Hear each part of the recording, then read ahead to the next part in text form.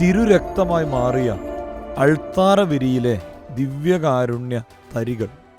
1294 ഇറ്റലിയിലെ ഗ്രൂ ആറോയിലെ വിശുദ്ധ ജൂസ്തോയുടെ ദേവാലയം. അവിടുത്തെ അൾത്താരവിരികൾ അലക്കിയിരുന്ന യുവതി ഒരിക്കൽ ഒരത്ഭുത കാഴ്ച കാണുകയുണ്ടായി. അൾത്താരവിരിയുടെ മുകളിൽ പറ്റിപ്പിടിച്ചിരിക്കുന്ന ദിവ്യകാരുണ്യ തരികളിൽ നിന്ന് രക്തം പുറത്തേക്കൊഴുകുന്നു.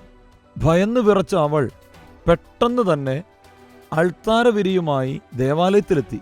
ഇടവക വികാരിയും സഹവൈദികരും മറ്റനേകരും ഈ അത്ഭുത കാഴ്ച കണ്ട് ഞെട്ടി.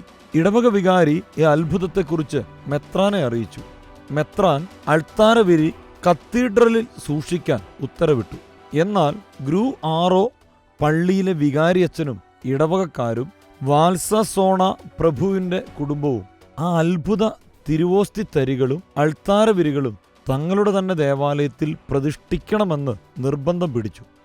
പിന്നീട് വാൽസസോണ പ്രഭുവിൻ്റെ കുടുംബം കർത്താവിൻ്റെ തിരുരക്തത്തിൻ്റെ നാമധേയത്തിലുള്ള ഒരു ദേവാലയം പണിത് അത്ഭുത തിരുശേഷിപ്പുകൾ അവിടെ സ്ഥാപിച്ചു. പ്രമുഖ ശില്പി അന്തോണിയോ കാലിഗാരി നിർമ്മിച്ച ഒരു സ്ഫടിക പേടകത്തിലാണ് ഇന്ന് ഈ അത്ഭുത ദിവ്യകാരുണ്യ തരികളും തിരുരക്തം വീണ അൾത്താരവിരികളും സൂക്ഷിച്ചിരിക്കുന്നത്. കുർബാനയുടെ തിരുനാളുകളിൽ ഈ അത്ഭുത തിരുശേഷിപ്പുമായി ആഘോഷമായ പ്രദക്ഷിണം നടത്തിവരുന്നു.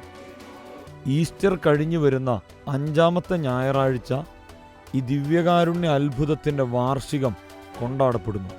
ദിവ്യകാരുണ്യത്തിൻ്റെ ഏറ്റവും ചെറിയ കണികയിൽ പോലും താൻ സന്നിഹിതനാണെന്ന് തെളിയിച്ച പരിശുദ്ധ പരമ ദിവ്യകാരുണ്യമേ, തിരുശരീര രക്തങ്ങളെ ഏറ്റവും ഭക്തിയോടെ സമീപിക്കാൻ ഞങ്ങളെ അനുഗ്രഹിക്കണമേ.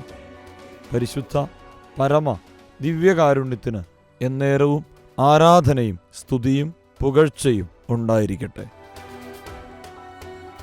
വിശുദ്ധ കുർബാനയുമായി ബന്ധപ്പെട്ട വീഡിയോകൾ നിങ്ങൾക്ക് ലഭിക്കാൻ ഈ ചാനൽ സബ്സ്ക്രൈബ് ചെയ്യുക.